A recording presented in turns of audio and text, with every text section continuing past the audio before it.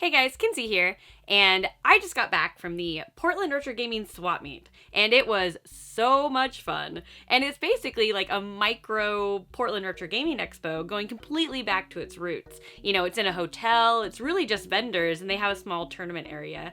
But it's exactly what it sounds like. It's a retro gaming swapmeet, meaning I was in absolute heaven. And, I got to see, a bunch of my friends, most of the Metal Jesus crew was there, and, I took a decent amount of footage, so you know what? Let's take a look. And there's also a bonus beer review with Metal Jesus Rocks and John Riggs. Enjoy.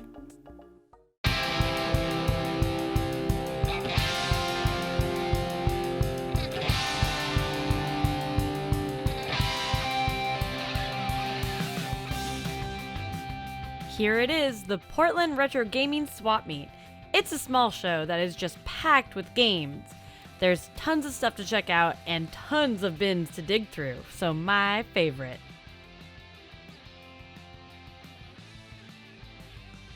And while in Portland, I had to stop by a brewery. I went to Cascade Brewing Barrel House for lunch. They're a fabulous Portland brewery that specializes in sours and barrel-aged beers. If those styles are for you, then this is definitely one not to miss. As they say, pucker up and join the sour revolution.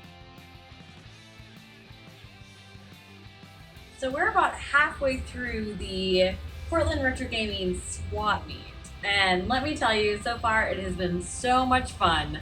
Of course, I bought some Sailor Moon stuff because why wouldn't I? Went to lunch at a brewery, which you probably saw, and so you know what? Let's get back in there and get those last minute deals. As the Swapmeet nears an end and the crowd starts to thin out, it's time to find some last minute deals. I don't always find things, but this is a great tactic if you're not looking for anything specific, or if you're just looking for common titles. And speaking of big deals, it's John Riggs. Definitely one of my favorite part of expos is getting to see all my friends. And now that the show's over, it's beer time. So... Yes. This is the Portland Retro Gaming Expo Swapmeet, right? Had a great time. Had a fantastic time, and now it's apparently time for the after party. Yes. So, you don't even... You said after party, I was like, woohoo, party! You came too soon. My goodness. I did. It's true. Story of my life. So now that we're at the after party, man, I got 2 beers. I can't open them. We now have a beer, right? And John Riggs brought some from a friend, and it's awesome. So he will tell us more about it. He might drink from the can. We haven't even started drinking yet. No, Ale Asylum, Madison, Wisconsin. They make this thing called H2D2, which is like R2D2, but it's 8-bit because it's an NES style controller. And I think it's the coolest thing ever. I heard about it online, and somebody named NES Jumpman on Twitter said, "I live in Madison. I will send you some immediately." Oh, sweet. So he hooked it up. So this is in courtesy and in thanks to NES Jumpman from Twitter. Thank you. Wisconsin. Thank you. And it's an IPA, and it's totally decent. It is. Sometimes when you get the gimmicky things that look like this, you're like, "Oh, thanks," and you drink it, and you're like Super Mario cereal. Yeah. I love cereal. Super Mario cereal. So really. Sweet. However, this is like, oh, it looks really cool, and you drink it, you're like. It actually tastes good too. All right. Well, cheers, everybody. Hey! Cheers. No, we can actually create the controller if you want it. What are we doing? This is not going to work. This is a group activity that we cannot do. I think it's something like. I'm scared. Oh, I think you have to put your buttons on the side there. I don't know what's happening here. You have to roll this around so you see the buttons. So it looks like here's the D-pad, here's the start and select. Yeah, it's good enough. It's good enough. All right, so he gave up. All right. He's like, yeah, whatever. Well, it looks awesome. Let's give it a try. All right. It's an IPA, right? You said. Okay. I can't drink. It is really good. It's Actually, nice. that is good. I'm not a fan of IPAs because they're a little bit too. Oh. Yeah, but this is. I know. I'm not a hipster. You've hurt my feelings. But this is actually pretty good. Because it's not a Northwest style IPA. No, it's not brutal. Yeah, I think Northwest style IPAs, they're like trees. It doesn't it's take like you're drinking branches. Yeah, I can hear my chest hair is growing as I drink. Usually, it's not doing that. I have no chest hair, so. Yeah. Are you sure? I don't know. Do you want me to brew it? I'm good. I mean, this is a pretty mild IPA, which is actually, a good thing for you. Yeah, this is. And For I mean, wimps like me, yes, it is. the can is amazing because it's like NES meets R2D2, which is like all my favorite things. Yeah. And I remember when John posted it on Twitter, and he's Right. like, does somebody have this? And I was like, please God, somebody have that. Yeah. Well, because sometimes they'll have this, but it'll be limited stock, limited edition. Yeah. It's like, here's what it could look like, but it's only available on tap in town at the brewery. Gives you a reason to go to the brewery. 1,000 miles away. And you're like, It great. turns, well, we're at the book our flight. Because I'm not going to have this in my palate. However, Yeah, it's good. I can like drink a lot. this. It's all natural, unfiltered, blah, blah, blah. What's the alcohol? 7.2% alcohol by volume. That's pretty good. That's good. Yeah. A little buzz. Wait, did you finish that? yeah, totally. Down in one. Down in one. Down in one. No, this is actually Tony's. I better not open this one. But yeah, thank you so much for This one's for you, Tony. sending this to John so that we can enjoy it. Thank And you. We're gonna probably go drink more. Oh, I can't drink more. I just drank mine. Ah! Oh, next time for sure. Thanks. Of course, we all had to go check out Ground Control, which is a barcade in Portland. We had a fantastic time. And while in Portland, I also had to do a little tax-free shopping. See you next time, Portland!